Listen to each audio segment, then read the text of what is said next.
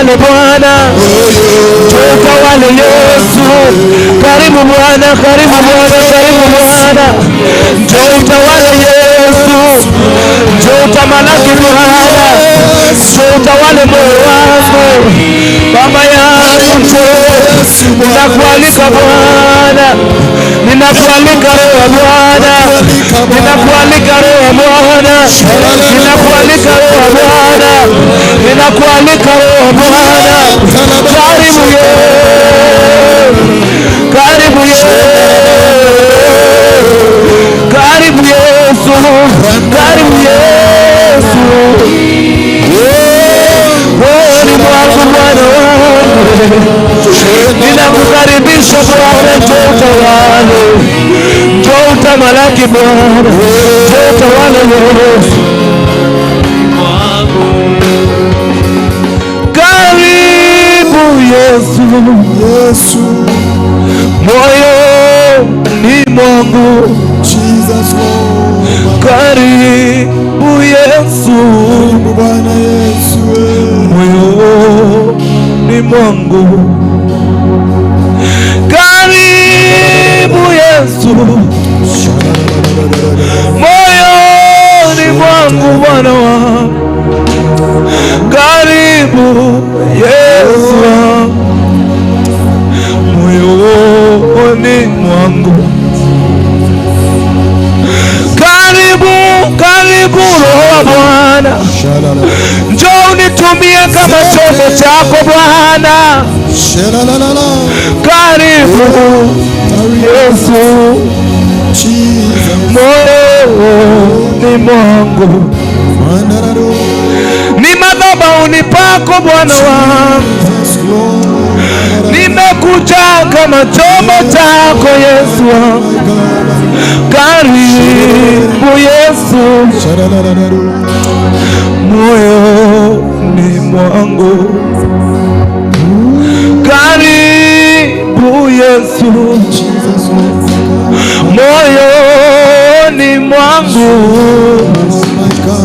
karibu Yesu wangu, moyo, karibu Yesu wangu, karibu Yesu, moyo ni mwangu, Baba, karibu Yesu, karibu Yesu, moyo ni mwangu,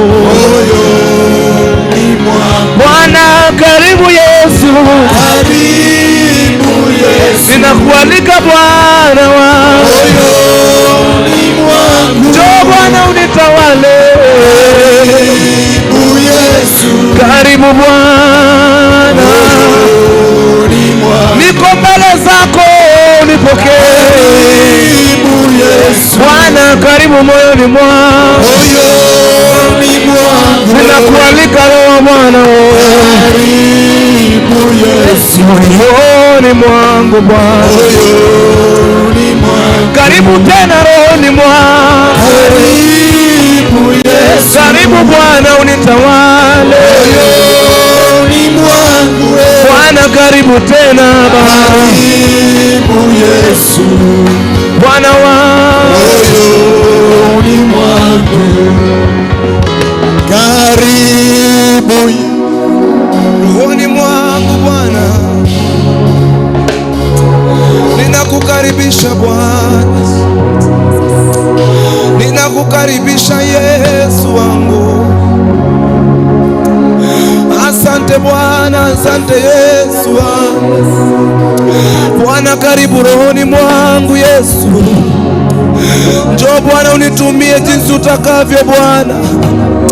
Ninakualika Bwana katika roho yangu siku ya leo. Jioni Bwana, nataka kunizarekate demasi haya. Nataka tu Bwana unitumie Mungu wangu. Jioni ya leo Bwana nakuhitaji. Ninakuhitaji Bwana, ninakuhitaji Yesu. Ninahitaji uwepo wako ndani yangu. Njoo tu Bwana unitumie. Njoo tu Bwana unitumie. Njoo tu Bwana unihudumie. Karibu katika moyo wangu Yesu. Ufanye yaliyo mapenzi yako Bwana. Ufanye utakavyo wewe Mungu wangu. katika jina la Yesu Kristo. Karibu Bwana, ninakualika. Karibu tu Yesu. Baba, karibu katika moyo wangu, karibu katika roho yangu Bwana. Ninakupa yote, uichukue utumie Baba. Shuka unihudumie Jehova. Karibu katika roho yangu Mungu wangu, karibu katika moyo wangu Jehova.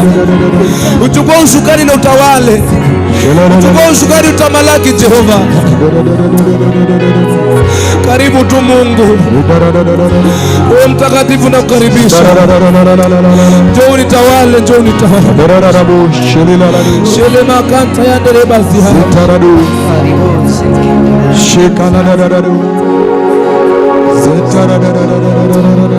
Njoo Roho wa Bwana. Njoo Roho wa Bwana ndani yangu. Njoo Roho wa Bwana ndani yangu.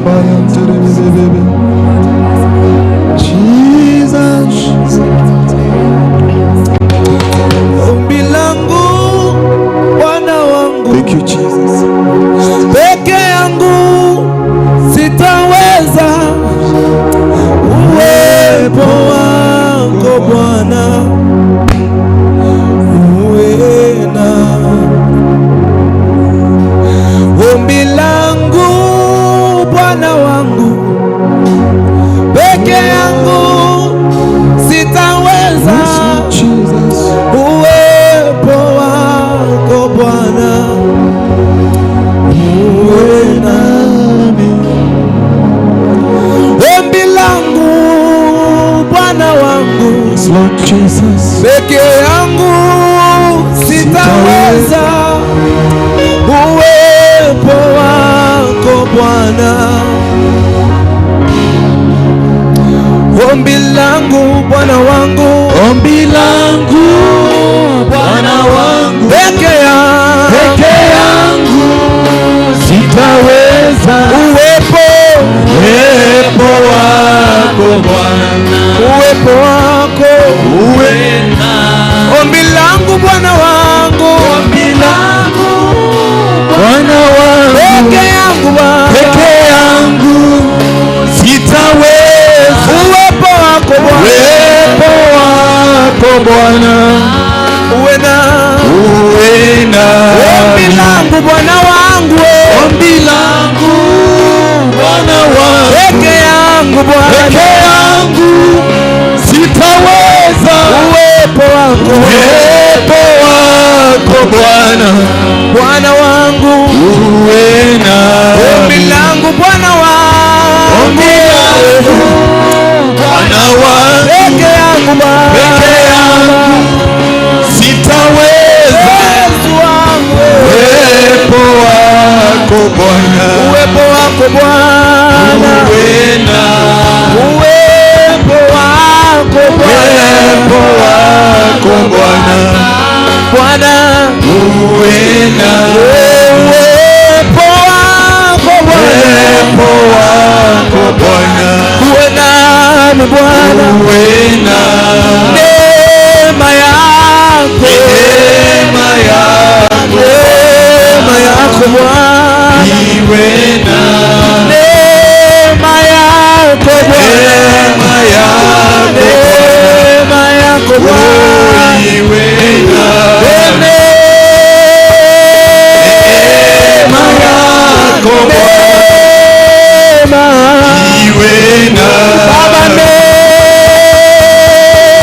neema yako Yesu, neema yako Bwana iwe na. Baba,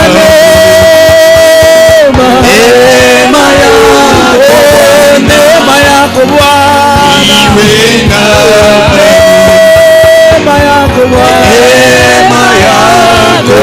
Neema yako Bwana iwe na. Ombi langu Bwana wangu, peke yangu sitaweza, nahitaji uwepo wako Bwana, nahitaji uwepo wako Bwana. Ombi langu Bwana,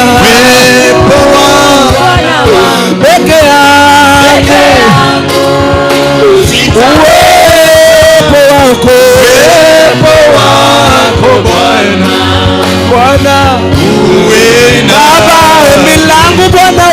wangu, ombi langu Bwana wangu, peke yangu sitaweza. Uwepo wako Bwana, uwepo wako Bwana, Bwana wangu Baba, uwepo wako Bwana, uwepo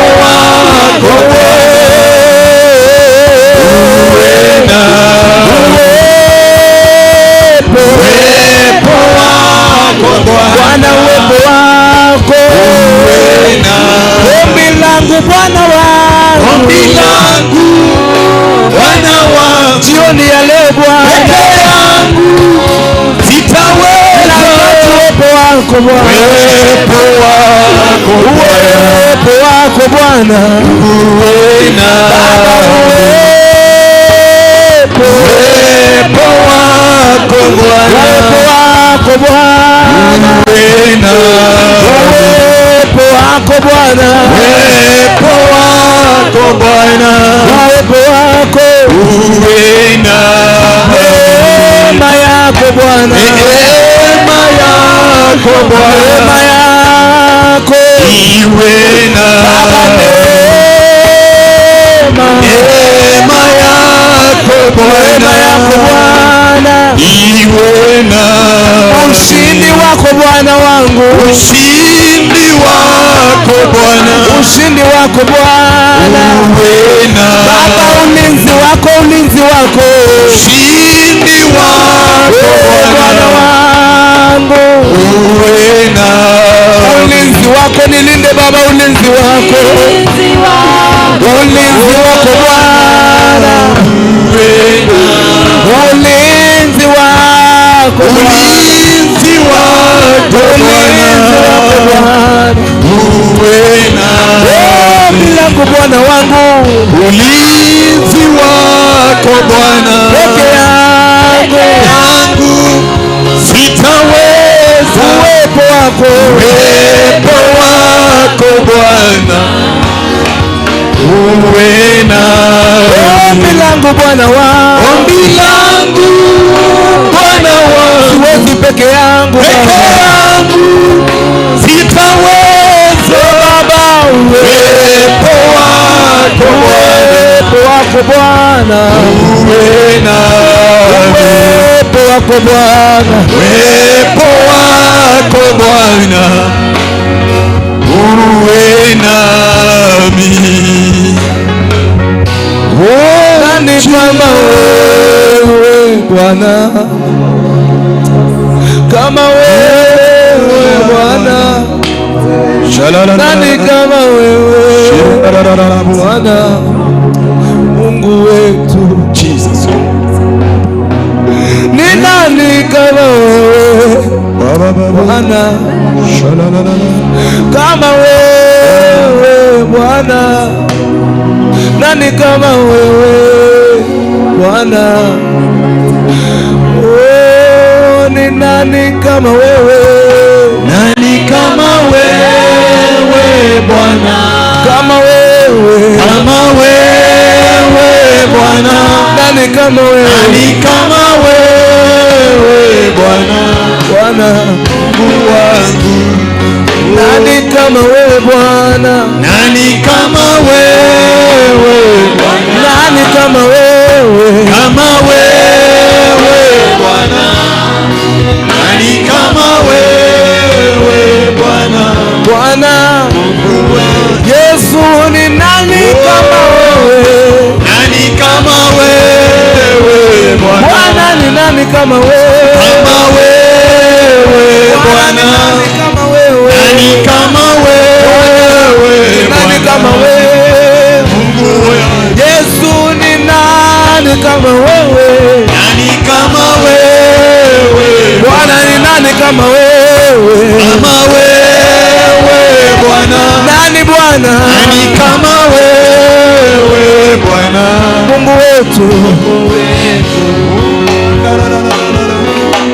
ushindi unapatikana Bwana, kwa jina gani Mungu wangu kama sio lako Bwana Mungu wetu? upo Bwana, uwezo upo Bwana. Kwa jina gani Yesu wangu wewe kama sio lako Mesia Mungu wetu? Baraka zipo Bwana. Kwa jina gani Mungu wangu kama sio lako Bwana Mungu wetu? Ni nani kama wewe Bwana? Kama wewe Bwana, nani kama wewe Bwana Mungu wetu? Hivi ni nani kama wewe? Nani kama wewe Bwana? Bwana ni nani kama wewe? Hivi ni nani kama wewe Bwana? Nani kama wewe Bwana ni nani kama wewe? Yesu ni nani kama wewe? Nani kama wewe Bwana ni nani kama wewe? Kama wewe Bwana. Baba yangu, nani kama wewe Bwana? Bwana Mungu wetu. Baba, ni nani mwingine aliyejitoa kufa ili nani kama wewe Yesu? Nani mwingine aliyetoa uhai wake Bwana wangu? Nani kama wewe? Hata wazazi wangu hawezitoa uhai wako kwa ajili yangu. Wewe ndiye Bwana. Bwana ni wewe peke yako Jehova tunayekuabudu. Ndiposa tuko mbele zako jioni hii ya leo Bwana, tukiomba Bwana neema yako, tukiomba uwepo wako na rehema zako, tukisema ni asante kwa kuwa faraja zako, faraja yako imetutosha Mfalme. Neema na utukufu wako Bwana viko ndani yetu. Kama wewe shetaya le mahandelebo kasi pokea sifa zetu Bwana, tunasema ni asante Mungu. Pokea sifa zetu Bwana, pokea sifa zetu Mungu, pokea zote Bwana ni zako. Pokea sifa zetu Bwana, pokea sifa zetu Yesu, pokea ibada yetu Bwana, tunaikabidhi mikononi mwako Yesu. Wacha tuitumie Mungu wangu kwa viwango vyako, kwa kuwa kuna mwingine aliye kama wewe Jehova. Asante Mungu, asante Baba, asante Yesu. Yes, Lord. Ni nani kama wewe Bwana? Thank you, Jesus. Ni nani kama wewe Bwana? Ni nani kama wewe Bwana? Ni nani kama wewe Bwana? Ni nani kama wewe Bwana? I surrender all unto you, my Father. We surrender all unto you, my God, this evening, that you may take control and drive your people, my Father. For glory and honor your name, Jesus.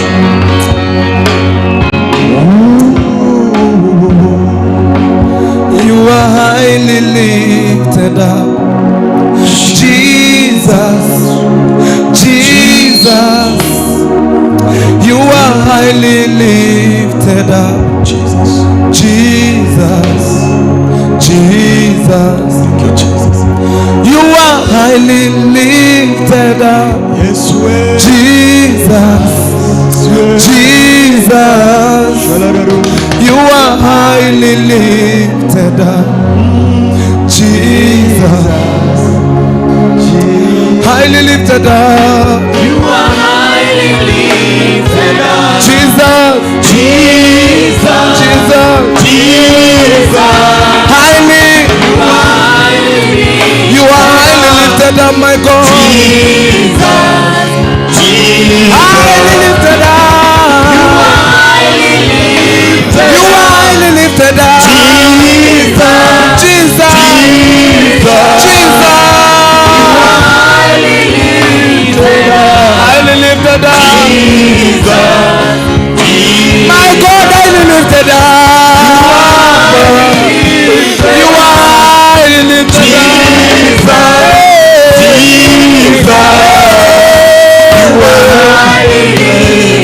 Jesus, Jesus, Jesus.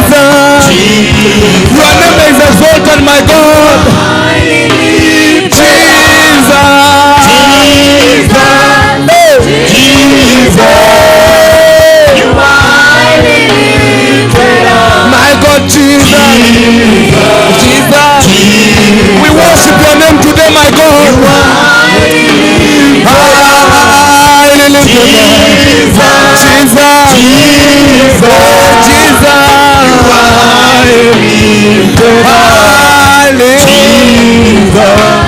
Jesus.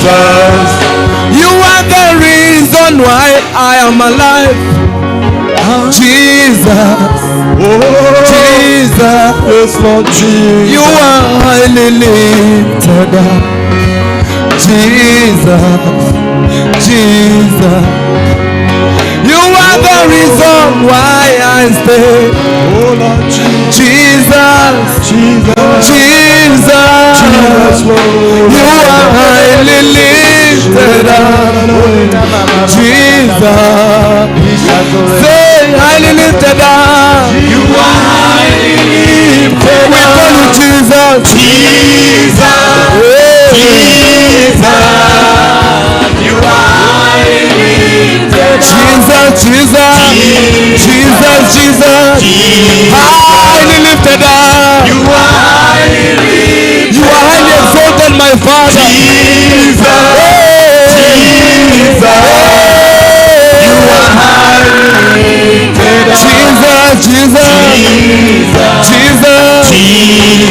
Just open your mouth and tell God you are highly lifted up. Just open your mouth and tell him you are highly lifted up. Just open your mouth and tell him you are highly lifted up. Highly lifted up. Highly lifted up, Jesus. Jesus. Highly lifted up.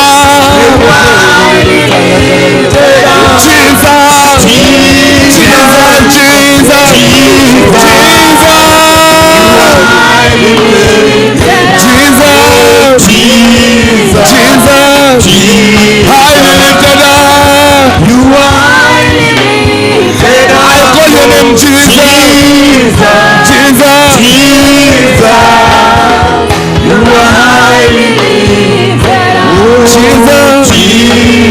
Jesus. Oh, highly lifted up, Jesus. Thank you, Jesus. Highly lifted up. Mtu afungue kinywa chake. Highly lifted up. Open up your lips and speak to God. Highly lifted up. Let's give thanks to him. Oh, We worship you. highly lifted up is your name, Jesus. You are the most high and highly lifted up, my God. You're the king. You are the highly lifted up, Jesus. I worship you. Yes. I adore you. Bwana tunakuabudu tu. Thank you, Abba Father. Thank you, Jesus. Thank you, Jesus. Thank you, Jesus. Reveal yourself to your people. Highly lifted up. Reveal yourself to your people. Highly lifted up. Highly lifted up. We surrender all unto you, my God. We surrender everything unto you, Jehovah, this evening. We surrender all unto you, my Father. Thank you. Oh, Jesus. Tunakuabudu Baba na tunakushukuru. Hakuna Mungu mwingine ila wewe. Na inama mbele zako Baba kusujudu kusema unastahili kuabudiwa. Jina lako ni takatifu. Ufalme wako ni mkuu. Katika jina la Yesu Kristo naomba na kuamini. Somebody say amen. Nipatie hai kidogo. Hai. Thank you. As we did in the morning, we did our closed heavens, how they operate on you. And now I want us to look at how a heaven that is closed, how you can be able to open it. Because it is possible. That which has been closed is possible for us to get it opened. Somebody to help me there. It is very possible that anything that was closed can open up. Anything, if they say they closed your heavens, it is still possible that your heavens open. If this thing was done by your grandfather, was done by your father, was done by your great-grandmother, does not mean that you have been condemned. You are not condemned. You have a chance. And that is why we have the word and we have Jesus as our Savior that has lifted us and changed our life to belong to him and to be part of his kingdom. Because when Jesus died, he died so that some of these things can go away. So, open heaven is a spiritual portal. Any open heaven is a spiritual portal. What is a portal? For those who went to school like you, what's a portal? Teachers of the word, Doda. Yeah? What? It's an entry point. A portal is an entry point. So, the open heaven is a spiritual portal, is an entry of a spiritual entry into your life. The same way the evil spirit entered you, the same way the good heavens can enter you. Hallelujah.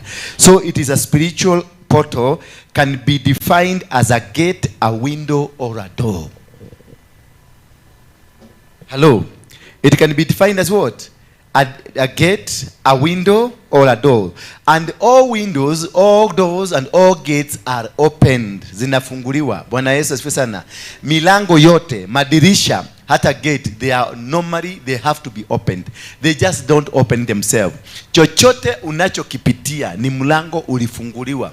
The challenges you are facing of life today ni mlango ulifunguliwa. The challenges you are facing in your marriage ni mlango ulifunguliwa. The difficulties you have anywhere, all the blessings that you have ni mlango ulifunguliwa. Anything, may it be negative or positive, it is a door, a window, or a gate that was opened. And what are the gates?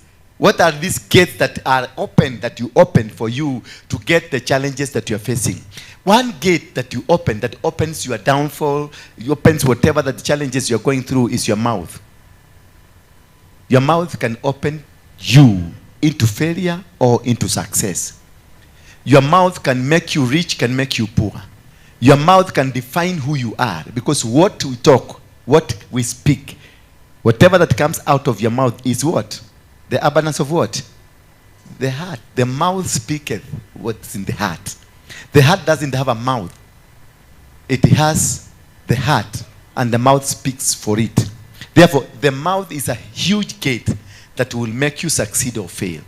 You are better or you are poor because of your mouth. You are failing or you are succeeding because of your mouth. Whatever that we do, this ministry grows or fails because of the mouth that we have.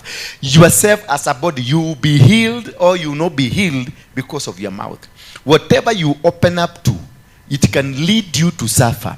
Whatever, if you opened your mouth to somebody who spiritually is higher than you, and you opened a negative mind, you are going to suffer. You're going to face a challenge that will cause you stagnate, that will cause you have challenges that you are not able to come out until you confess them, until you come and say, own up to them, so that God can open up a door.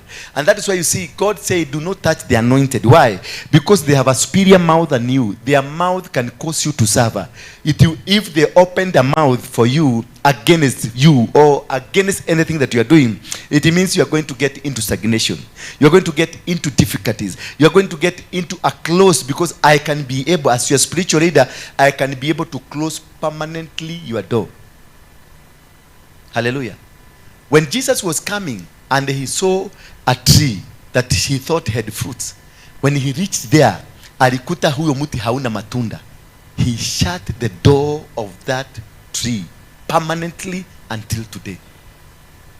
Hallelujah. Just by calling its name. Na kailani na kaambia huyo mti kwenda kabisa. Yani whatever language he used, until today nobody is able to open that door, because Jesus himself is superior than any pastor. So no single man of God can go and tell this tree have fruits. It will not. Only God, who is a bit superior, then he is the one that can say so. But this Jesus was God in a human body. Hallelujah. So whatever that I can say to you because of what you've done to me, I'm using myself as an example, because you have gone to many churches and you have done many nasty things. You have said so many things against men and women of God. You have talked to them. You have talked bad against them. You have backbeaten. Hata kama alifanya hivyo, you have no right to go and talk about them. Just shut up your mouth. Because I am superior. I have an anointing. I have a representation of heaven. And this representation of heaven, until is used to its purpose, you can never be able to fight me. Until the purpose of God, why he called me.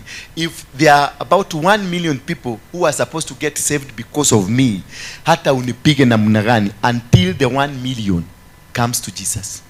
Bwana Yesu says, you can never be able and you will never succeed to terminate me. You see, there's this gentleman here, our spiritual father, James Mainanganga. He has been accused of everything. Hallelujah. You have accused him of rape. You have accused him of drunkenness. You have accused him of drinking people's blood. You have accused of him anything, name it. Nganga ameabiwa. Lakini always his church is full. You see now? Always his church is full. Bwana Yesu asifiwe sana. You have tried to pull down his church, it is standing. Hallelujah. You have said to even go and tell people that he aliiba hiyo shamba ni ya grabbing, still he is standing. The only Mapati church in the city, it is standing there. Hallelujah. Bwana Yesu asifiwe sana. Why? Because the foundation that he is, it is because he has been called for a particular purpose. And until he finishes his job, no power that can be able to put him down. If he was any ordinary father, any ordinary preacher, angekuwa alishamalizika kitambo na dunia ikapoa. Lakini he is not ordinary. That man is an altar. Bwana Yesu asifiwe sana. That man James Mainanganga is an altar himself. And that is why he is unable to plan things. He cannot be able to plan things because himself is a walking altar. And when we have such people that are walking altars, you don't fight them. You leave them. God will do his job with them. Bwana Yesu asifiwe sana. There are people like those that we normally talk about them. Akina Murima. They were here. Me, I didn't see Murima, but I hear about him and I feel him until today. Because the revival we are having today was a result of Murima and company. Until today we are preaching the gospel that is being preached today. The ya revival ya makanisa ituko now. It's Akina Murima who founded, who came with that fire. The fire is still going on. It is only now it is being put off for a new fire to come up. God is now raising, and he has already raised a new Murima. The new people that will found a new move for the new course, for the new dispensation of what God wants us to be. Those people, they were bad, and they are still bad, and they will be bad. They were good, they are still good, and they will be good, depending on how you handle them. Bwana Yesu asifiwe sana. On how you handle them. When you deal with those people, you must deal with them carefully. When you are in their church, na uone umekosa sasa hautaki kukaa kwa hiyo kanisa, wewe ondoka pole pole. Hata enda kwake msalimie, mwambie nimeamua kutoka. Hawazuiangi watu. Watu hao, those people who are altars, hawazuiangi watu waende. A person, if you are not an altar, unategemea altar kama hii, wewe utazuia watu because you are using this to bring people to you. But if you are saved, you are an altar. You are saved. Wewe ni kikokona. Nikitoka hapa niende Kibera, kitu itafanyika. Nikitoka Kibera niende Tanzania, kitu itafanyika. Nikitoka Tanzania niende Australia, something will happen. Then those people, they don't endear themselves to people. It is the people that endears themselves to this man. And until this man expires, you can never defeat them. You can never. Just find one. In the politics, a person like Raila they call Raila is an enigma. Enigma is what? Is a portal. Himself is a portal. Is a man that is followed by even dogs. You will follow him in the night. You don't know where he's taking you. He says, nimesoma katiba, na every Luo says, tumesoma. Because he's an altar. That man is an altar. You can never fight such people. You can never defeat those people. They will still impact. Jomo Kenyatta live Uhuru. Uhuru is like a branch of an altar. That is why he's just there. Not here, not there. He's just a fragmentation. But his father rules the nation, and in his grave, even today. His father rules this nation. Economically, we are ruled by them, the Kenyatta family. And that's why every note has to bear the portal of the father. Because they are the one controlling the economy. It is a sacrifice raise a sacrifice to control the economy of the nation. They raise an altar. Kenyatta family controls the altar that controls money, that controls economy, that controls finances. That is the all institutions today, they belong to Kenyatta in his grave. Roads, they belong to Kenyatta in his grave. Jomo Kenyatta International Airport, Uhuru Highway, Uhuru Park, Uhuru Garden, Kenyatta Avenue, Mama Ngina Street. The economy revolves around them. We went, and I was one of them who campaigned that portrait of persons will not be put in the note, and it was passed in the parliament. And they said it will not. Yes, it was removed. But what was returned there? His altar. Look at the back of the note. KICC and that jiwe iko pale. They said tumetoa portrait ya binadamu. Tumeweka nini? His altar. So, any money you are running, any money that is in your pocket belongs to Jomo Kenyatta, not Kenyan government. That is why they own every bank, they own insurance companies, they own milk organization, they have their road. Hii barabara imejengwa hii ya ghorofa ni ya familia yao. Why? They are a portal. They will control any president that will be president in Kenya. They will control them because they have the finances. Hata Ruto atakunjwa na atasema venye wanataka. Bwana Yesu asifiwe sana. And that is why Ruto is trying to unfree himself. But he will never. He will never. You can never be able to unfree yourself from an altar. Ruto, what he did, he built an altar of leadership. He built what? An altar of leadership. That is how he was able to become a leader. And that's why he is not able to explain to you how did he become a president. He says he was prayed into presidency, and they used the state house of Karen to build a national altar using the church called Independent, because Independent Church of AIPCA, hiyo ndio kanisa ile iko na madhabahu ya Kenya hii in terms of leadership. The local leadership, it is run and it is under the AIPCA. That's why no president in Kenya can operate without AIPCA. Hallelujah. That is a topic for another day.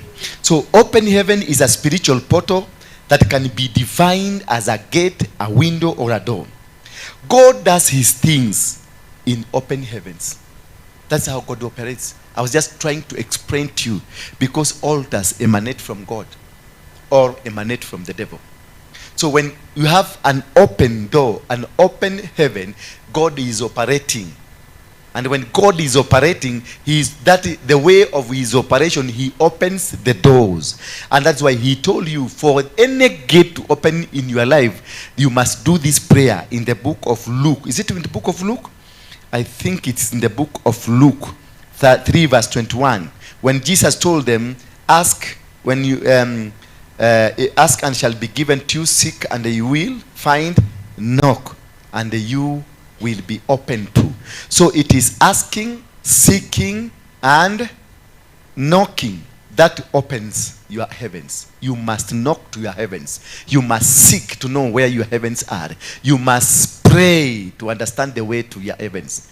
You must pray. Now, you have a challenge in your life. You have something that is obstructing you. Imekusumbua. What do? Jesus is telling you pray, because Jesus taught us to pray. Once the prayers are working, yes, the doors are open. But if you discover the prayers are not working, you stop praying. You go now, part 2 of it, seek to know, why is God annoyed with you? Why is God not answering your prayers? That is the meaning of seeking. You seek to know, why are your prayers not answered? Now you will go to God to ask him, what could be the cause? Then God will tell you, there is a door that is closed. Hallelujah. When you seek, you will discover in your family you have generational curses. When you seek, you will discover in your families there is witchcraft. When you seek, you will discover in your family there is something that is amiss. Now, once you understand this is something that is amiss, what do? Now you understand this is what we call a door. If there is witchcraft in your family, that is a door. If there is stagnation in your family, that is a door. When you have a problem in your family and it's a pattern in the family, that is now what we call a door. Therefore, you go to prayer number 3, knock. You cannot knock where there is no door. You knock where there is a door because that door is operational. It is closed. That is why Jesus told you, pray, hallelujah, and you will be answered. Once you find there is no answer, stop praying. Go seeking to ask why there is no answer. You don't pray again.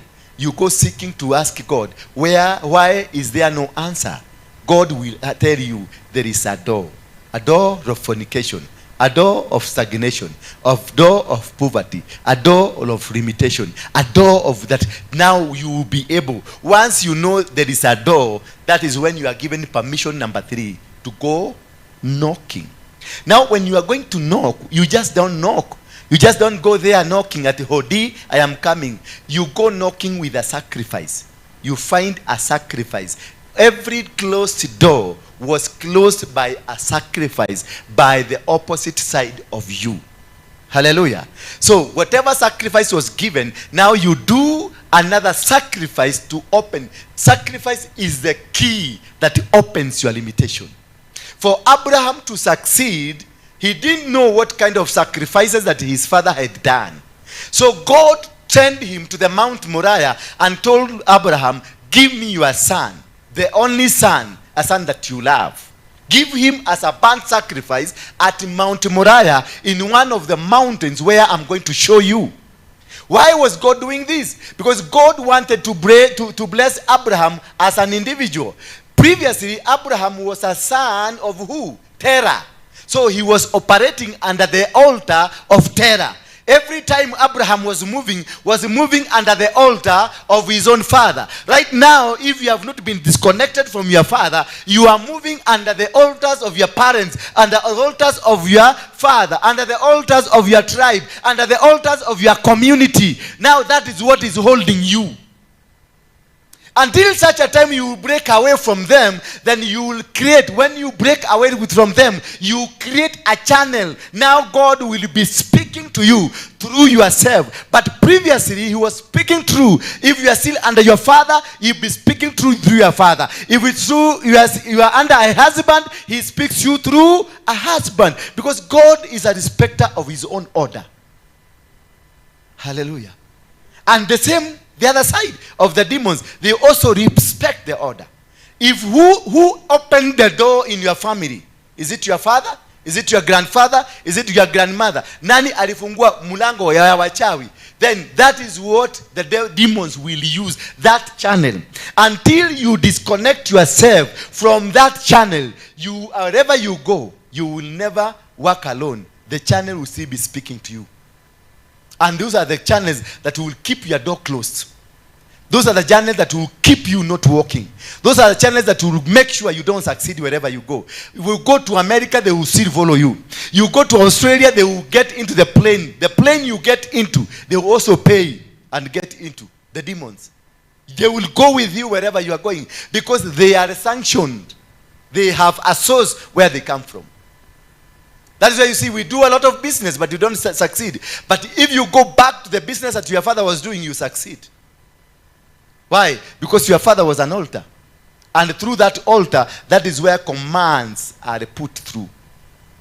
So that is why we break away from the altars of our fathers, from the altars of our parents, from the altars of the people who are superior than us. I got saved through the church of James Mainanganga until when I was able to break away from him. That is the time I was able to open a church. Because his cover was still covering me. His shadow was still following me. And once I disconnected myself from him, I connected myself to another father of faith, Archbishop Harrison Nganga. So those are fathers of faith. Now I have disconnected myself from here and immediately I plugged myself so that I continue getting the fire. Otherwise, if I start walking myself, I might become but it will be a struggle. I might grow to become somebody big, but it will be eventually a big struggle. I will waste a lot of years. I will go fighting battles which are not necessary for me now. I will fight battles that Nganga did. So that is why I will go for a spiritual father, so that a spiritual father can cover the battles that I am not necessarily supposed to go through. Hallelujah. Because the battles of kufungiwa nyumba, the battles ya kukua na matatizo kidogo kidogo, hizo Nganga amefanya. When he came to Nairobi, he fought. So once I plug myself to him, those challenges, they get away. Now the challenges I'm facing, the challenges are Freemasons. Challenges za vitu vikubwa vikubwa ambavyo Nganga hakupigana. Nilimuuliza, akaniambia, "Ushaipigana na watu wa Freemasons?" Akaniambia, "Hapana." That is why now I was plugged into a battle ya Freemasons, ya Illuminati, ma vitu vikubwa vikubwa za mbele zake venye yeye hajapigana. Lakini tuvita tule tuote amepigana, I cannot fight. He has already done it. Bwana Yesu asifiwe sana. And once you are able to do that, because the door, you can only be able to access and to know that because the doors you have been located, the door has been located, which are the doors that are operating in your family. What kind of a father he was? What kind of a father he was when he was alive? Your father was a witch. Your father was a devil worshipper. Your father was Freemason. Your father was a carpenter. Your father was whatever he was. That is a door. That is why you see, baba yako kama alikuwa carpenter, nakuta all his sons wanakuwa macarpenter. Because hiyo ndio mlango ile amefungua. Na hiyo mlango ndio iko na grace ile inafanya musucceed. If your father was a drunkard, you find kiwatoto wote ni kama a drunkard. If your father was a person like Waruinge, utakuta hata vitoto vyake vyote vina behave kama yeye. Because that is the door. Hallelujah.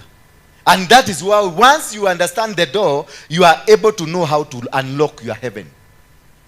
Because now you know ni mlango gani ilifunga bingu yako. Now you know ni kwa nini economically you are down. Other side mnafanya vizuri, you are appreciated, mna watu, hiyo familia inapendwa, ni familia iko na heshima, ni familia iko na kitu, yani ni familia inakubalika, inapendeka. But you go to their pockets, they are beggars. Mnapendwa lakini you are what? You are beggars. Why? Because kuna mlango. Mtu anakuanga na milango mingi. Mtu anakuanga na milango, unaweza kuwa hata na milango 100. That is why nawaambiaga deliverance is a process. Tutafungua mlango moja leo, kesho ukienda kuamuka unakuta milango mingine 6 inakungoja.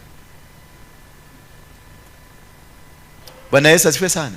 Tutafungua milango 10, tukikaa kidogo unakuta kuna milango mingine 8 kumbe tuliwacha. That is why yule jamaa aliambiwa azunguke, ajidip ndani ya maji 7 times. Mara moja ingeweza. Lakini the 7 times, each time represented a generation. He had 7 generational curses that were operating in him. He was one man, but generation moja then ni 150 years. So he had a 7 generational curse. Ebu multiply 7 times 150.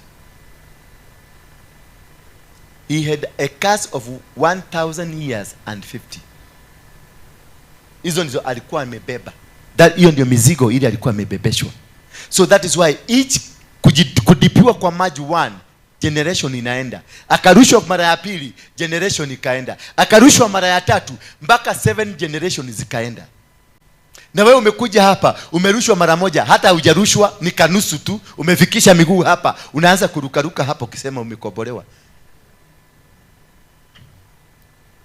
Hallelujah. When the heavens are open, that is when we work by faith.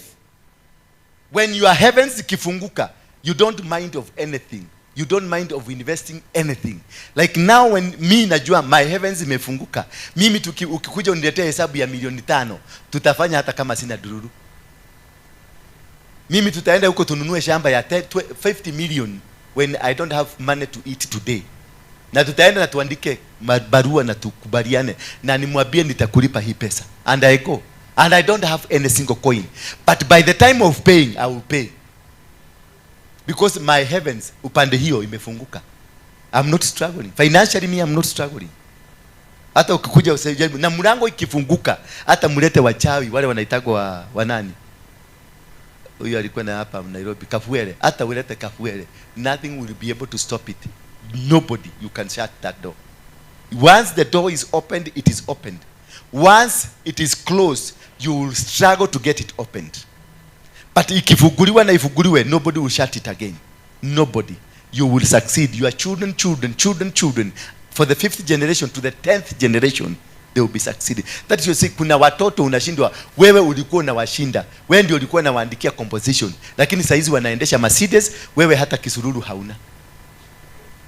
Kwa sababu nini yao? Mlango wao ulifunguka, na ulipofunguka it flows automatically to generations. Unakuta kitoto kilikuwa kizumbi shule, kilikuwa tu kimare matoto manakulaga tu, kinashidaka kikikula kinakaa tu hivyo, lakini kinaendesha saizi gari na kina own plot kayole. Na wewe ulikuwa kanyoi mpaka watu walikuwa wanasema your future is very bright. Yes, you have a future that is very bright, but it's locked. Many of us here, you have very bright future, but every door of your future has been locked. Until you know how to unlock it, you are not going to succeed. Utafanya kazi, utapoteza pesa mingi, you will be up and down, doing everything, but nothing working. Any person ukitaka kujua your doors are open, you work by faith. Unaekelea kazi ya milioni 10 na hata hauna chochote, you don't even have anything.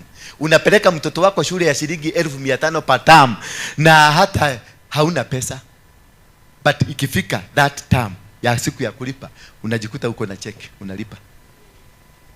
Na kila wakati watu watakuonaga wewe ni mjinga, you are a spender, you are doing. Let me give you an example. When we came to this house, wale tulikuwa tunachukua kutoka pale, kutoka hapa mpaka hapa, that is what we intended to take. Kina wale walikuja, kina Chiaredi walikuja wakaona that is hiyo tulikuwa tuna intend kuchukua hapo. But when I came, nikauliza where is the caretaker, nikakuja nikafunguliwa, nikauliza caretaker what is nini niko hapa, akaniambia hapa kulikuwa fence. Nikamuuliza nini niko hapa, akaniambia ni files za kahawa. Nikamwambia unaweza kunifungulia? Nichukulia. Nikachukulia, nikaambia Mungu this is your house. Nikakuja hapa pia ilikuwa fence, kulikuwa files zingine executive files. Nikakuja nikamwambia hebu nifungulie pale nichukulie. Nikakuja nikachukulia, nikapossess. Nikamwambia sasa hapa kulikuwa mmefungwa, je ilikuwa inatokea hapa? Tukazungukia huko, nikamwambia nifungulie huko. Kuna kanyumba kalikuwa hapa kadogo. Tukakuja nikachukulia tu hivi. Nikaambia Mungu ninachukua hii yote. Na nikaita Shiaredi nikamwambia waulize hiyo space yote ni pesa gapi. Wakafanyiwa hesabu, Shiaredi akaniambia tutike kwa hiyo. Because alikuwa na understand hatuna, she was speaking from the ground that we don't have anything. That money is not achievable. Bwana Yesu asifiwe sana. Because we had come from an embarrassment ya auctioneers ya huko, tulikuwa tumeshindwa kulipa 30,000. So hapa tukafanya hesabu, tukaona inakuja kitu kulipa vitu zote na kufanya renovation ilikuwa inakuja 5 million, and we have just come from an embarrassment of 30,000. Now nikamwambia nipatie hiyo checkbook. Nikaandika makaratasi 3 ya 900, ya 800 na 700. Nikamwambia pelekea kiateka, lakini nikapost date. Nikamwambia nipelekea caretaker, mwambie mwezi wa 5 ndio tunalipa, ndio cheki zangu zitamachua. Bwana Yesu asifiwe sana. And by mwezi ambao tuliwaambia that is the time cheki zitamachua, in my account nilikuwa na 5 million extra. Hallelujah. Because I showcased my faith to God and I told God this is what I want. Bwana Yesu asifiwe sana. And why? I operated so because I knew I am operating in an open heaven. Before the auctioneer came, we were operating in a closed heaven. There's a time I remember, I was speaking to another guy called Consolata. Alinikumbusha, we built, kuna kiti moja tulijenga. Hizi vitu naonanga tunajenga na 1 day. Kuna kiti tulijenga na 3 months. Kiti nafaa kujengwa na 6 hours. Because we didn't have. Hata tumbao tulikuwa tunaenda tunaokota kabao kamoja, tunakuja tunapigilia. Tunaenda tunakota, alafu tulikuwa na kijamaa kingine kilikuwa kinaitwa Kimujaruo, kinaitwa wapi? Wapi? Ivan naye alikuwa akikuja akishika kufanya kazi, anapiga nyundo mbili, jamaa anaaguka na anazirai na anaanza kufanya hivi. Tulingangana, tunampepeta, tunamwamka, ninamwombea, anafufuka. Kesho akikuja kuuza, tena anaaguka. Baka anatoroka. Akatoroka akaenda. Tukamtafuta tena tukamrudisha. Akatoroka tena. Tulitengeneza kiti na 6 months. Kiti ya kutengenezwa na 6 hours. Because we were operating in a complete shut door. Bwana Yesu asifiwe sana. Tulikaa tukiwa washirika wa 7 hapo. Tunaomba tunachanga. Tulikuwa tunachanga pesa na ule mama. Tikiti ya kwenda. Anapigia ule sharedi. Anambia wako ni kuthokire hii. Gutire ginya kindu tutire tikiti. Kai. Ule anasema na anapiga makelele, ule anapenda kupiga makelele sana. Anapiga makelele lakini anatuma tu. Tutasema wakienda tu na izune tu kuna tikiti. No toko ino. Toko ino ka. Anatutumia 300. Tunagawana hiyo 300 kila mtu anaenda nyumbani. Because our heavens were shut, they were not opened. But until late last year, hiyo ingine, wacha hii ilipita, hiyo ingine mwezi wa 9 ndio my heavens ilifunguka. When this jamaa kanaitwa Boya kakanipigia simu, nilikuwa nimeenda kwa media zote nikamwambia nataka munifanye interview. Wendia moja ya The Citizen wakaniambia you are a spent force, nobody can listen to you. Nikaenda KTN akaniambia hata editor akasikia tunaongea na wewe hivi atanifuta kazi.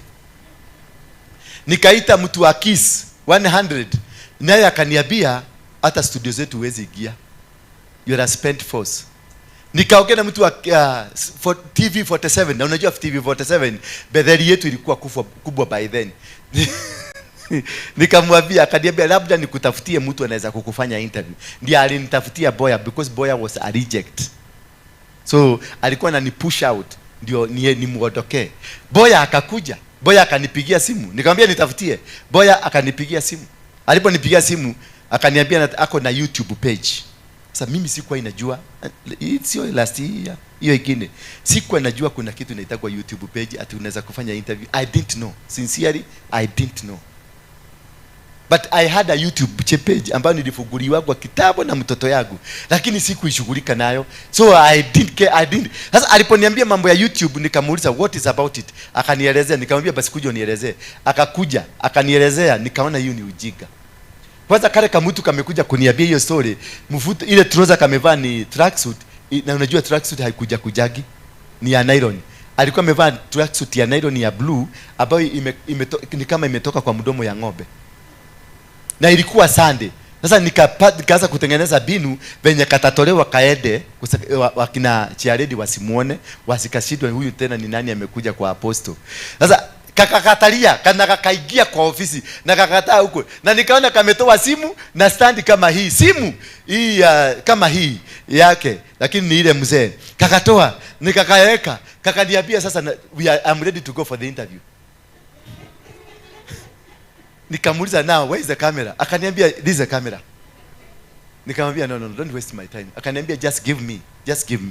Trust me. Na nitaiweka kutoka it was around 3. Nitaiweka saa 11. Just watch and see what will happen. Nikamwambia no please. Sasa nikaona tunakuwa na commotion kwa ofisi na ofisi kadogo pale. Nikaona sasa the only thing wacha nikubali tufanye hii kitu aniondokee. Nitoe aibu hapa. So mimi nikakaa, kakaanza kunihoji. Tukaongea. Kakaenda. Nikakapatia 500 ya kwenda kukula ni venye kalikuwa kamehunyuka. Sikumpatia from my heart. Nilimpatia tu aende akakule kwa sababu niliona ni mtu mchafu na ni mtu ambaye anahitaji kwenda kukula. Na akaenda. Akaeka kwa YouTube saa 11:30. Lakini ikifika saa 3 usiku nilikuwa nimepigwa simu more than 5,000 from all over the world. Na saa hiyo jana yake ndio nilipatia chiaredi. Ndio jana yake nilikompatia chiaredi zile cheki nilikwambia. Watu walipiga masimu ikapigwa from all over. The following day tutumie account yako. The following day nitumie account. Nitume kwa ile line yako. Nitume mpaka Zedwave ikaniblock. Ni venye pesa iliingia. Ikaniblock.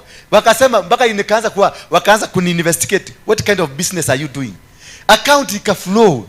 Ni tap, ni Sendwave, ni Kenya, all over. Baka kasimu kanashiba, kanasema sitaki pesa ingine. Bwana Yesu asifiwe sana. In a week's time, nilikuwa na 5 million. Nikaambia chiaredi. Mliweka izile cheki ama mjaweka? Na nilikuwa mbaya. Nikaambia mnemwekelea cheki kama mtiekelete. Ate kutakire na pesa, ndithiwekere. Nina kata mutale na mitomo yaga. Diwekere. When When the heavens open, I'm telling you, nobody can challenge you. Things will just work.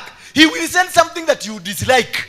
Mimi mboya, me in a normal circumstance, kama hangekuja kwa hiyo church na nikose sasa nione huyu ni haibu, singempatia interview. Kumbe he was the portal. Hallelujah.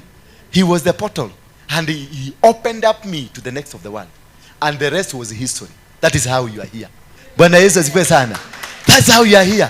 Hii viti zilitumwa na mtu wako Japan, mpaka saa hii sijai muona, simjui. He just sent everything in my life. Nikapata gari mpya, nikapata kila kitu, watu wakaanza kunitumia vitu mpaka nikashitwa, nikapata mataito, nikatumiwa kila kitu. Things I was struggling to even look at them, not even to have them, to look at them, zikajireta. Hallelujah. Milango ikafunguka international. Naenda just this year alone nimeenda 9 countries. Europe. Wewe umeenda vijiji ngapi za kwenu?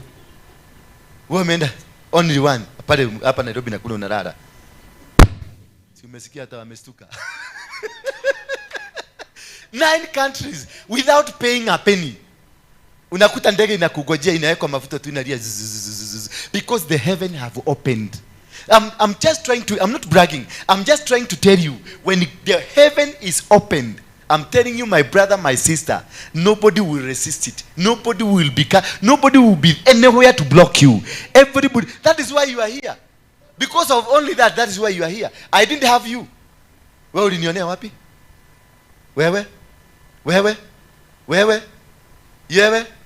All of you are here because of that portal ambayo ilifunguka. Sasa hata nikiwaitisha 10,000 hamwezi kusikia vibaya mkinipatia. Hata mnasemaga kwa nini hatuitishi pesa? Nitarudi kuwaitisha.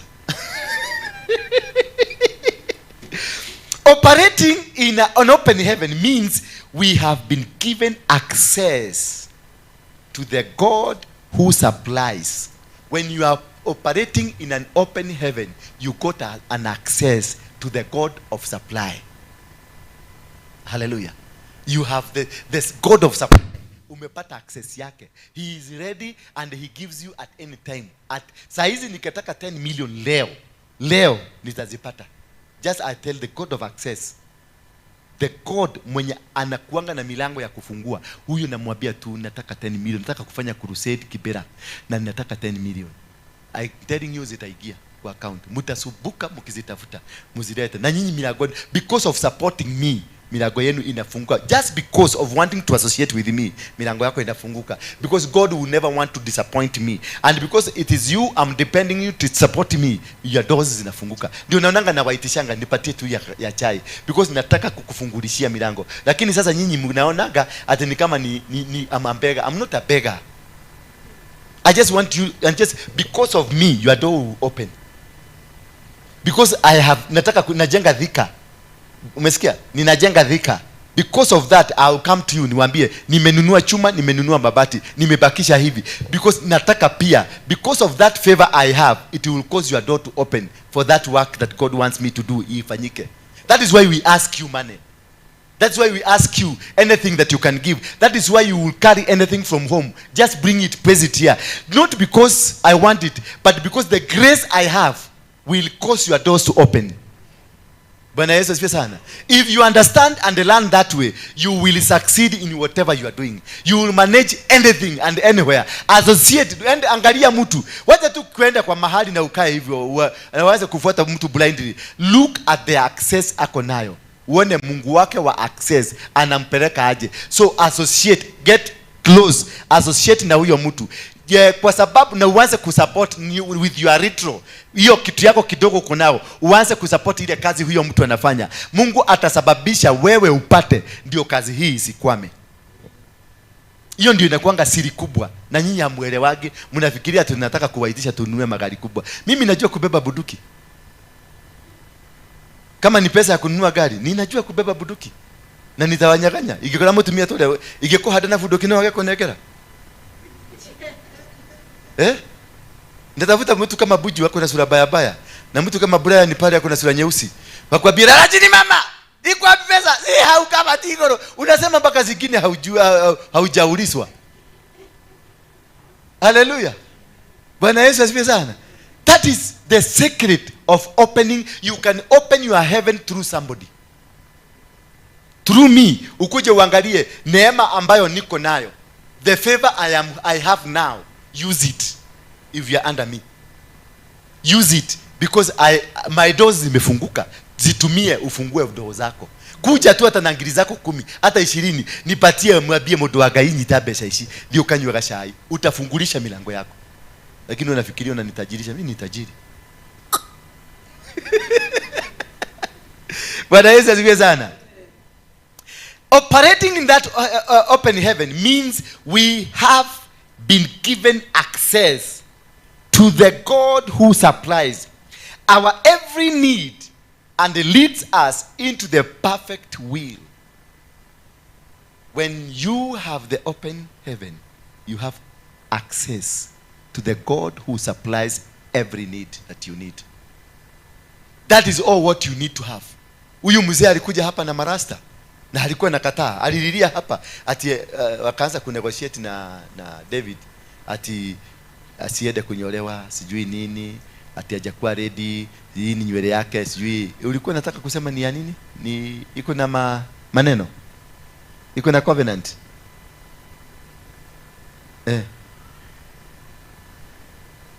Ulikuwa nataka kusema nini? Kwa nini? What was the reason? Reasoning yako ilikuwa gani? Na ilikuwa chafu, si mmeiona hapa? Ilikuwa chafu. Lakini na waka negotiate na Mwagi pale. Na Mwagi akaanza kuniambia, anasema, nikamwambia nyamaza. Kwanza ni Mwagi nilihada. Nikamwambia nyamaza, nyamaza. Kwa sababu nilijua si Mwagi ni shetani. Nyamaza. Na nikamshika huyu jamani, nikamwombea, nikakemea hiyo pepo. Akaamuka akaenda akanyolewa. Akikuja alikuja kama bank manager. Sasa anafurahia. Because I wanted to open. I just literally, what did I do? I opened his heaven. Immediately nikauliza watu walikuwa hapa, nani atanunua blanketi? Wakainua mikono. Nani atanunua mattress? Wakainua mkono. Nani atanunua sufuria? Akainua mkono. Sasa anaenda kuishi kwa nyumba yake. Alikuwa analala kwa kibanda hapo chini. Na mtoto yake aliwachua na bibi. Baya hawa haleluya na hao na mnabeba. Siwachie mama aliye mtoto. Bwana asifiwe. Hallelujah. So what I did wakati nilipush that, nilitaka bingu yake ifunguke. Saizi atakaa kwa nyumba yake mzuri. Ako na jiko ya meko, alikuwa anapika na mkebe ile ya cowboy, ndiye alikuwa ametengeneza stove. Na sufuria ilikuwa mikebe. Baba watoto. Saizi anapika na meko na kuna wengine hapa hata hamuna meko. Sure. Ile mattress huyu jamaa analalia, ile kuna wengine hawana mattress kama ile. Ile ni doctor's mattress. Yes. Do you know what is a doctor's mattress? How many of you have a doctor's mattress?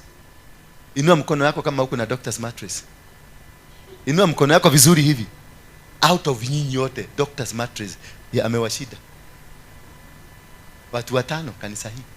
Doctor's mattress it is a specialized made kama yangu specialized made. That is what the guy from the pit to the glory of God, because the door has opened. That is all what you need. That is all what you need. 5 keys to maintaining an open heaven. 5 keys to maintain that, because it has been opened. Now, how do we maintain it? To maintain an open heaven, you need to have a right motivation. What is your motivation? Umetoa pesa yako hapa kanisani. What is your motivation? What motivated you to give it? Umekuja kanisa hii. What is the motivation? What motivated you to come here? Is it because you saw somebody very handsome kwa hiyo TV yako?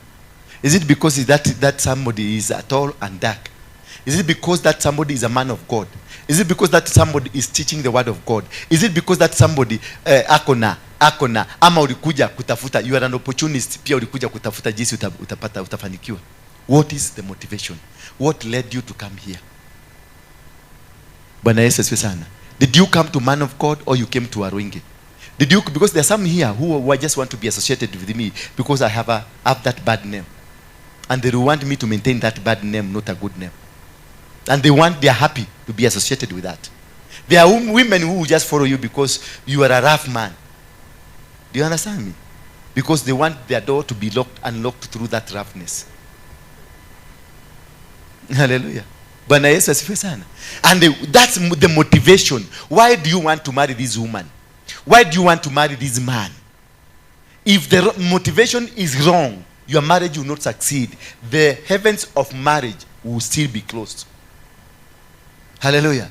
Why do you want to start that business? Because Penina has the similar business. I want to shindana na Penina. That heaven will not be opened. Will remain closed. So the right motivation will cause doors to open because you have a right agenda. God will open doors for you so that you can do his will. Doors are open so that we can be in the perfect will and do the will of God. Anything that we get, the finances we get, the shops we open, the supermarkets we have, the cars we have, anything that we have, it is purposely and purely for the sake of the glory of God. If you are opening a business because you want to be rich, because you want to be seen like you are powerful, that business will not flourish. You will be stagnated. Hallelujah. Number 2, what opens? How to maintain it? Maintain it through prayers. Every time. That is why I normally tell you, niko kwa mlima, nimeenda kwa mlima. Because what the door hii ambayo ilifungukia kwa mlima. Sema kwa mlima. Ilifungukia wapi? Kwa mlima. Na wakati ilifungukia kwa mlima, that's why normally unasikia niko huku kwa hiyo mlima saa 9. Because that is where my master key is. I have to maintain it through prayer. Where maintain through juju, where maintain through whatever. Maintain kufuga mulaga, jaribu kufuga mulaga yangu na majuju na whatever you are trying. I have a superior power where I go. And this power makes my door to open. You will try to fight. You will try to do anything. You will try to jump. You will try to what? And everything that you do, you are not going to make it. Hallelujah. So maintain anything that you do with prayers. Push it, sustain it with prayers and sacrifices and offering. You see, the Bible says what? Pray, and the door, and you will be answered. And again, the Bible says, give me your tithes. Give your tithes and offering and the first fruits, and see whether I will not open the doors and the windows for you. So you want to maintain this door. To maintain the door, continuously give your tithes, continuously give your offering, continuously give your sacrifices, continuously be a blessing to the man of God. Hallelujah. Bwana Yesu asifiwe. Naonanga watu wengine wanakuja ananiletea suti kama hii. Na ananiambia nataka kwenda kufungua biashara ya kuuzia wanaume. Yes. Nitabariki. Nikivaa hiyo neema inateremka. Wanaume kama 20 wanajikuta kwa duka yako. Kwa sababu niko hapa. Because kuna connection, I connect. So wherever I am going, nikiivaa kama sasa nimeivaa, hii nilinunuliwa na mama msichana mrembo sana.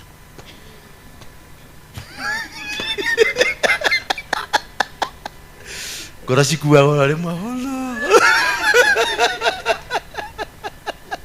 Yes. Na nilienda kwa duka yake jana. Ako taki saa hizi. Nilienda kwa duka yake, nikaniambia ninakuja. Nilikuwa naenda kununua. Akaniambia, "Pastor, usinunue chochote hapo. Ninakuja with the latest." Na akaniambia, "I will not allow you any single day kuvaa hizo matambara unavaanga." Nikamuuliza, "Matambara gani?" Akaniambia, "You dress poorly." Akaniambia, "From today I'll be dressing you. Your wardrobe I'll be taking care.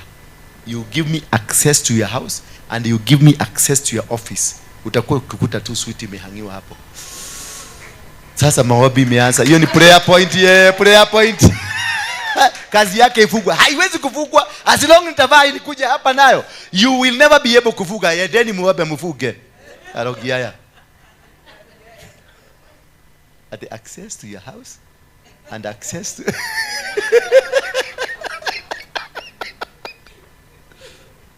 controller. She's coming. Nitamulete hapa. Na ninaona ni kama. Yes. Number 3. devotion to God.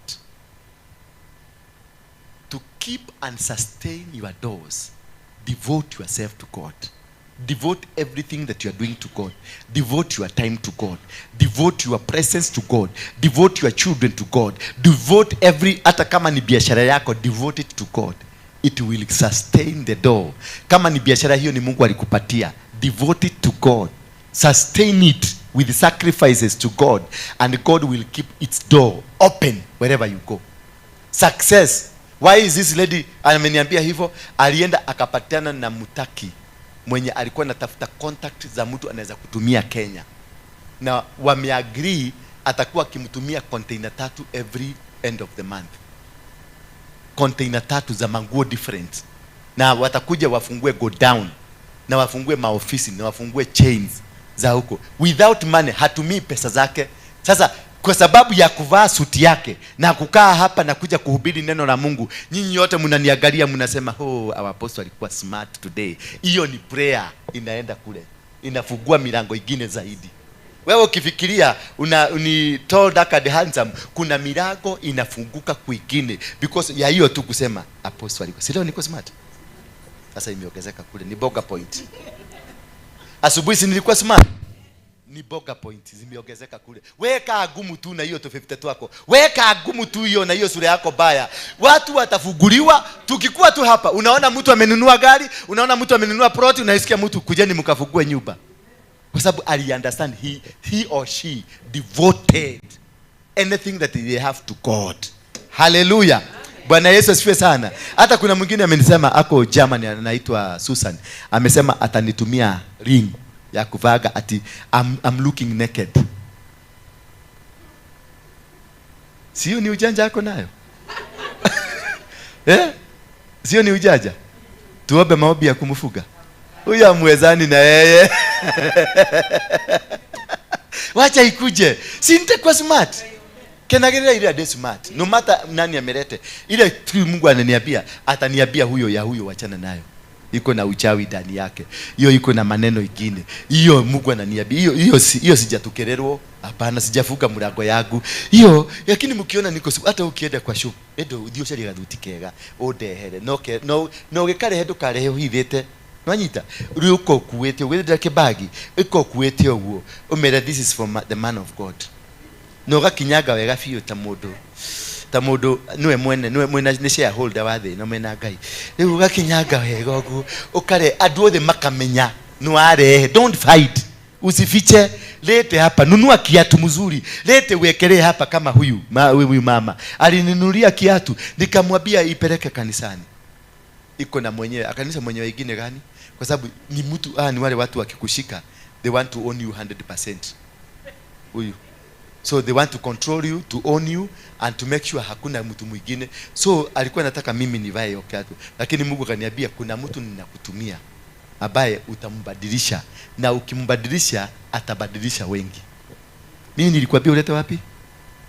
Hapa. Ilivaliwa na nani?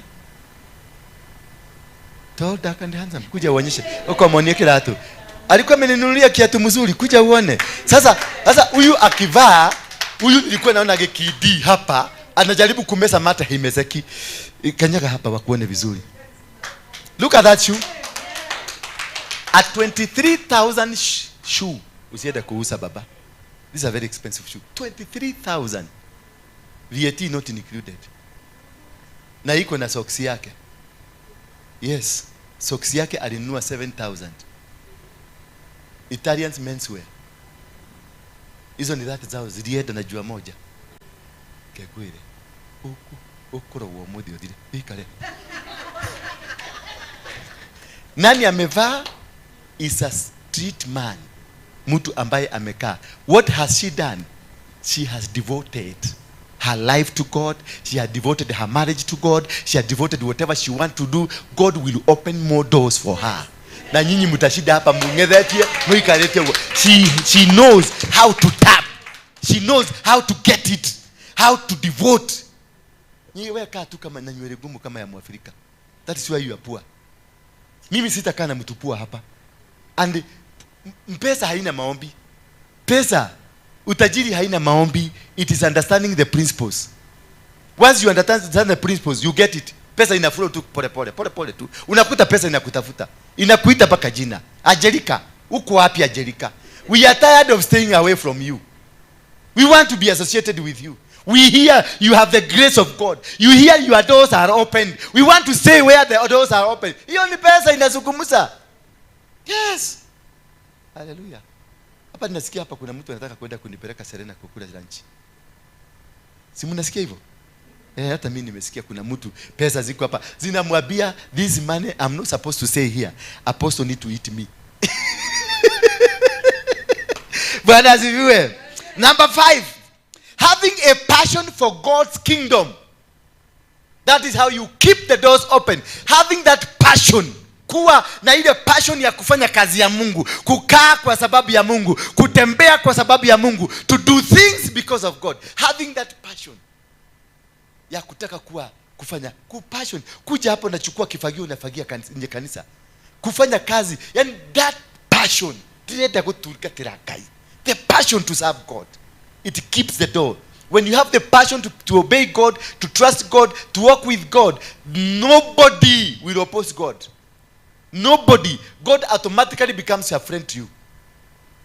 God will automatically become a friend. Bwana Yesu asifiwe sana. And when God is your friend, tell me who will shut your door. Tell me who will shut your window. Nobody. Doors will never be closed because your friend is by you. He told Abraham, my friend, because you have not denied me your son, let me tell you what will happen to you.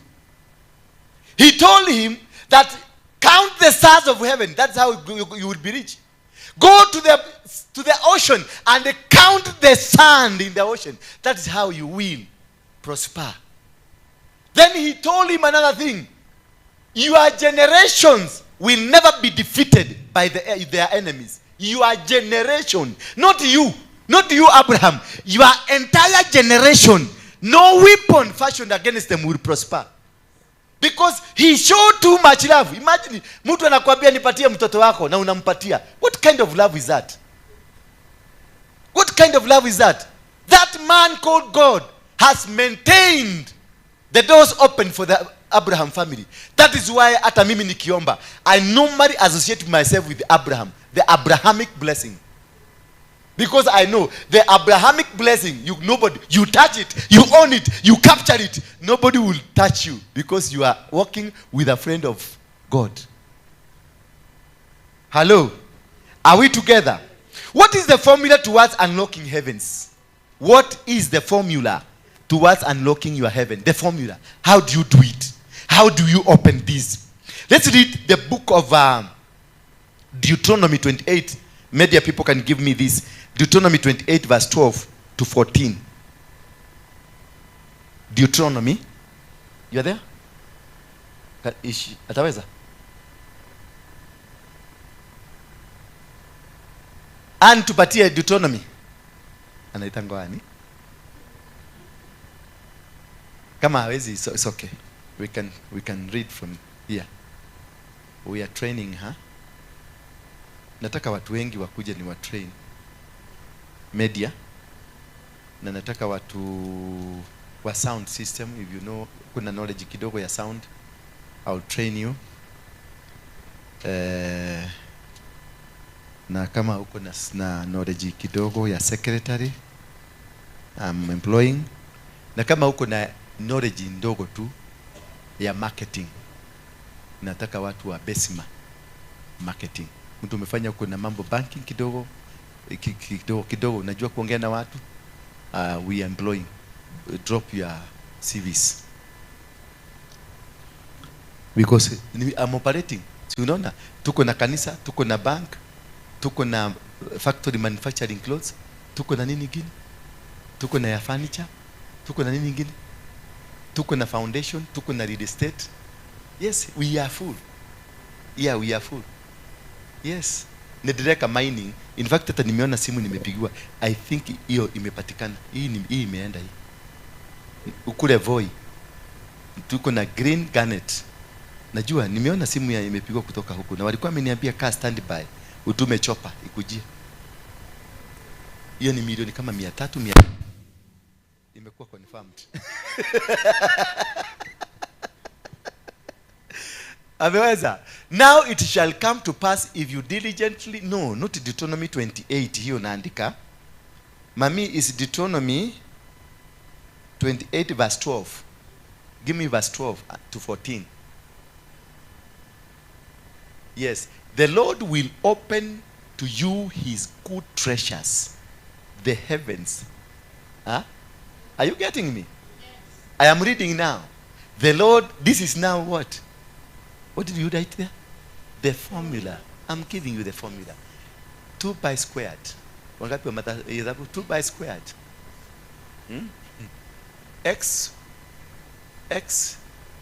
XY squared. Then you do that. Then you do XXY squared plus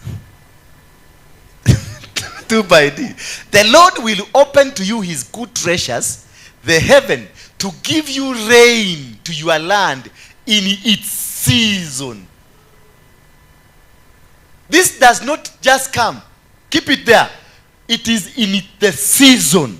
So a season must arrive for the rains to come. That is when you see the rain is coming in the season, you are in your open heaven. That's the formula. That you ask God to give you that season where the rain will come, and to bless all the works of your hand. You shall lend to many nations, but you shall not borrow, because I will make you the head, not the tail. Why? Because of verse 1 of Deuteronomy 28, that if you diligently obey and follow my instruction, this is what will follow you. That's the formula. Hallelujah. Haya, tuende sasa. So those are things that will just happen to you. That the Lord will open to his good treasure. Number 1, good treasure will open to you. Then the heavens will open to you to give the rain. Then the rain will pour. The rain is that favor. The rain is that favor that happens to you. That good thing that happens to you. That good business that comes. Yani ulikuwa unauza maembe inaoza. The same maembe unauza watu wanapanga hapo laini. The same. You don't change much. The same thing you are doing. When the rain is there, everything works. Baka watu wanashidwa, huyu alienda wapi? Mimi namuonaga kila made kuna mahali wanaedaga. Hawa watu ni madevil worshiper. They don't understand it is the season that came and it is the rain that came. Hallelujah. And therefore you shall be not that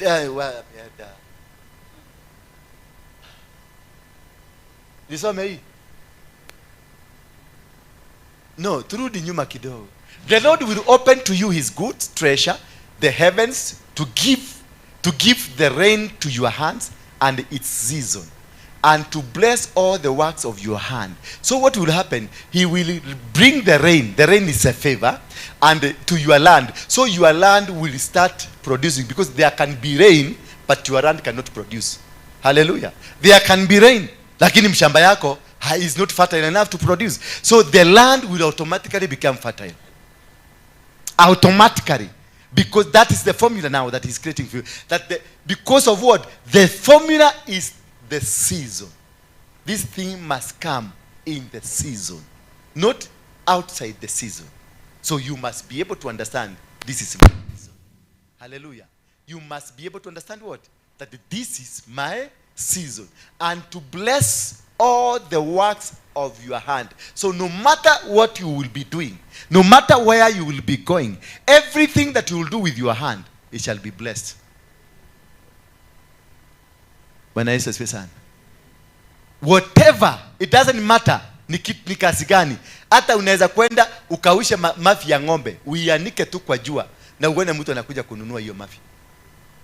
Anasema hii inatumika ni dawa ya kansa. And it will happen. Bwana Yesu asifiwe sana. And it will happen, and it will be so.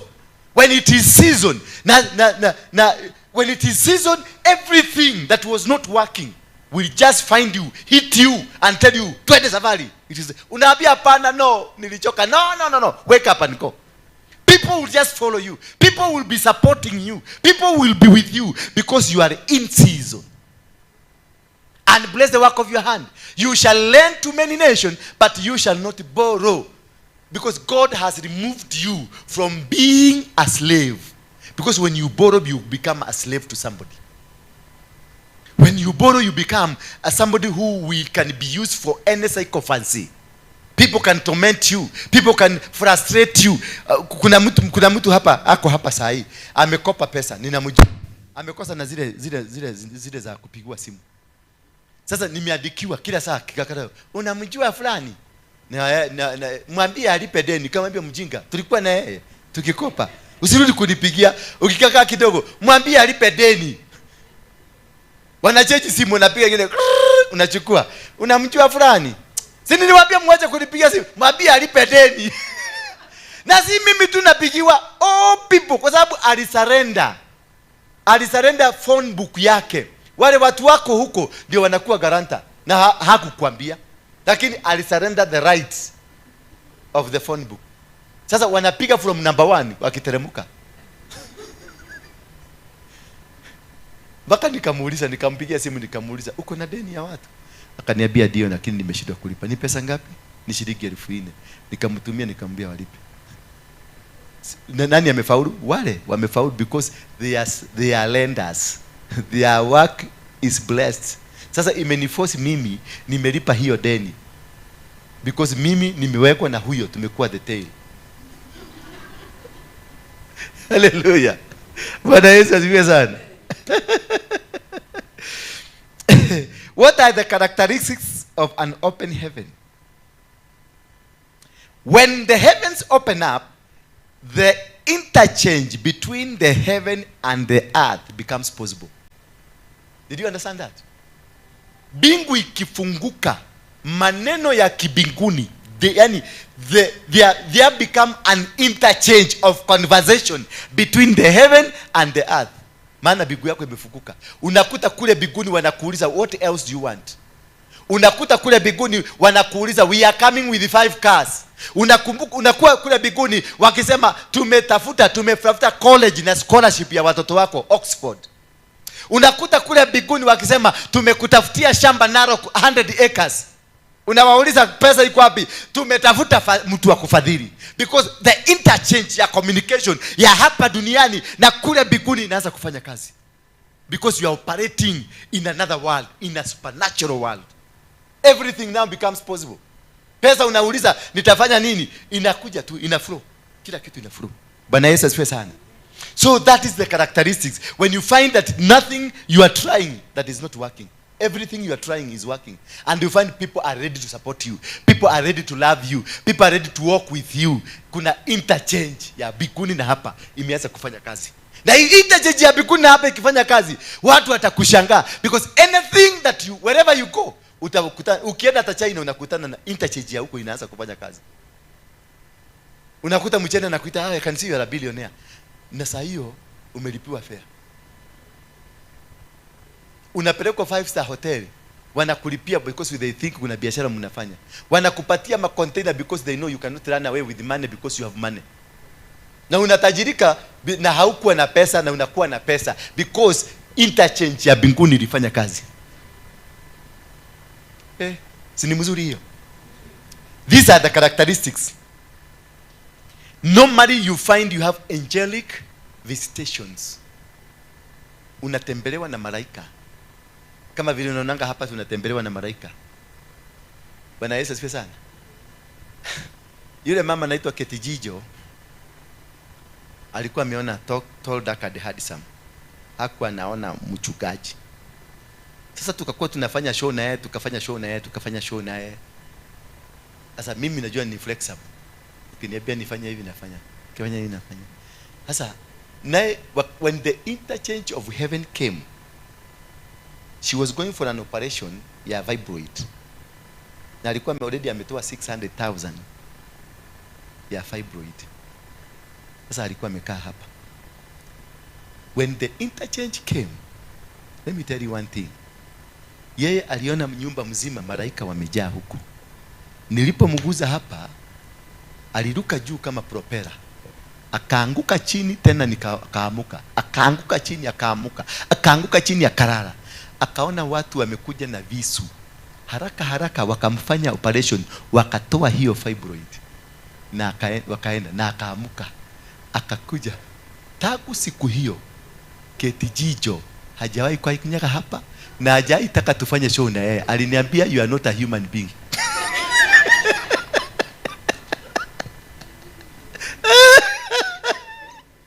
Juzi nimemwambia kuja tuende pale Serena tukule, akaniambia acha mundu wa Ngai reke tuhe maguta gitio.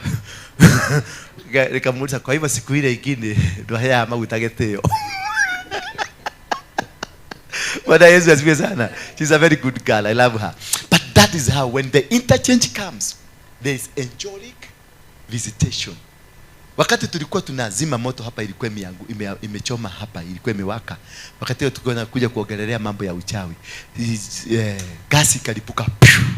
Mama mwingine hapa ananiambia ati ni Maria alikuja hapa. Si Maria alikuja hapa. Hapa Maria hawezi kukuja. Ni malaika walikuja. I saw them. Michael mwenyewe na Gabriel wote walishuka hapa na wakaniambia rudi kwa ofisi, we are taking control. I didn't panic. I went back to the office. Hawa mama huyu alikuwa nikaambia nyamazeni. You are making noise to my angels. Wakatulia, nikaambia nendeni kwa kona yenu mtulie. Bwana Yesu asifiwe sana. Because the visitation of the angel becomes a norm. Me, wherever I go, I normally go with 5 angels. Wherever I go. And whatever time I'm ministering, I have 7. Ndio hawa wameconfirm.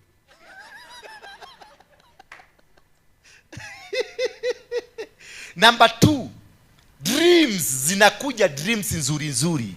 Sio dreams ukiona ukikojoa. Dreams unaona ukiendesha Mercedes.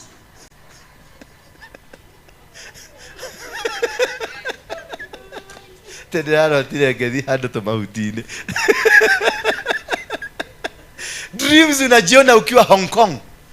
Dreams unajiona ukihubiria thousands and thousands. Hizo ndio dreams zinakujaka kwangu.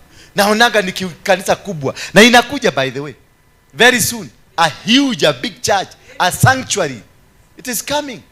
Yes. Wewe ngangana tu kupigana na hapa. This is a banking hall. Hii ni Besima. Hapa hata kesho nitaandika jina Besima pale. Ndio ni activate kuondoka haraka. Bwana Yesu asifiwe sana. Because I'm dreaming big. Every dream that is coming to me is big. Nimejiona nikienda America, nimeona nikifanya conference kubwa America, kubwa. Sijui kama inakuja next year, but it's coming. Nimejiona nikiwa Europe nikifanya conference. Yes, wagaga nendeni mweke ugaga yenu. Already mulango imefunguka. Nobody can shut it. You are already overtaken by time. Hallelujah. Hello, you are already overtaken. The doors mulango ikifunguka ni reli na kalia reli na imeguruma na imeenda. Wewe wacho huko kifuga vinyago zako. Yes, unasikia mpaka ringi inatumwa, inatoka wapi ng'ambo? Na wewe keleta ifuatilia hadi divaroni. Sio ni kuzuri. Yes. Number 3, you see visions. Unakaa tu hapa unaona biashara. Those are the characteristics of what? An open heaven. You see vision. Uko tu hapa lakini unaona vision. Unaona tu maneno kubwa kubwa. Nimeona watu kadhaa hapa wame visualize na wameona biashara yao kubwa sana. Yule mama, unaona yule mama yule. Hebu weka hivi. Toa kichwa wewe. Toa kichwa wewe, toa kichwa wewe. Yako wewe. Huyo mama, huyo si mama.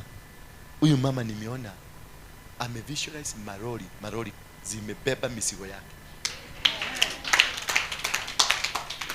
And it's not a local business, an international business.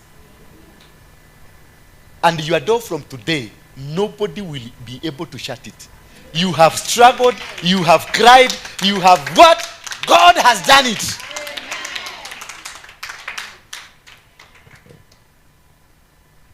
Number 4. Are we there? Mumetoa hiyo ingine wapi?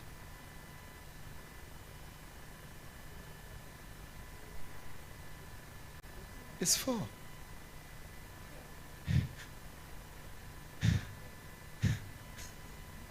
Eh? You dwell and do in prophetic works. Anything you do becomes prophetic.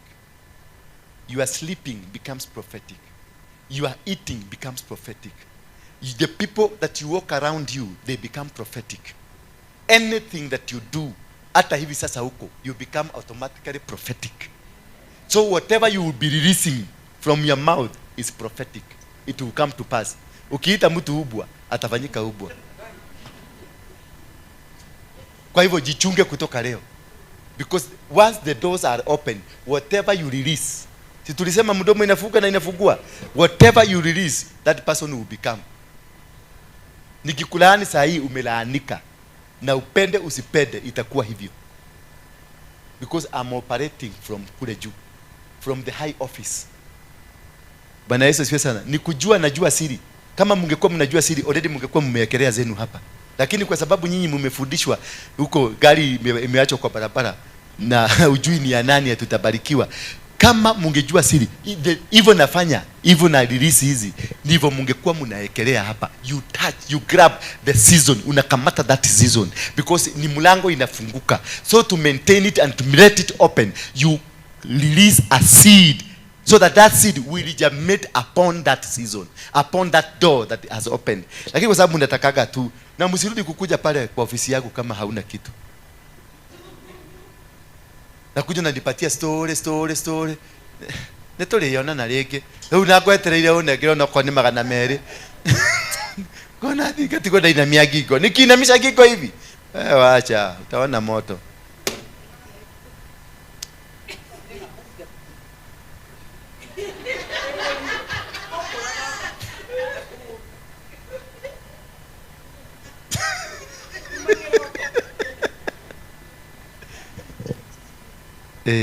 Igerera. Ona tikiti dole. Ke go tikiti.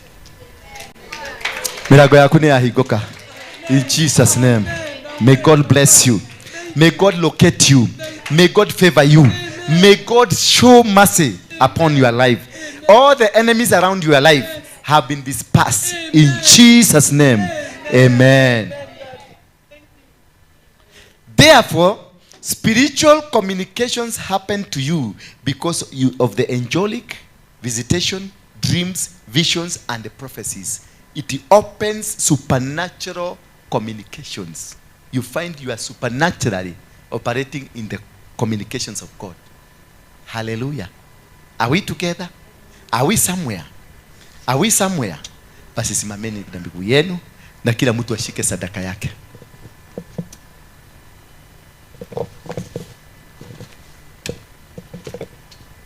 Somebody.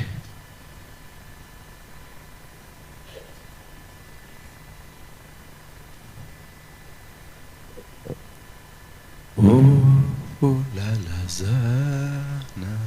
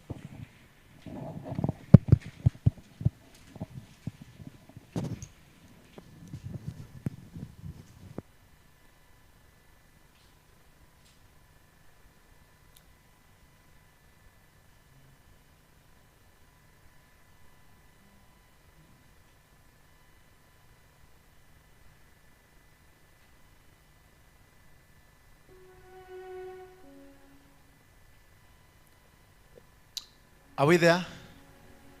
Lift up ya sacrifice. Mameni, nimesema kila mtu asimame. Simama. Na ushike sadaka yako kwa mkono, kila mtu. Hata kama hauna ushike. Yes.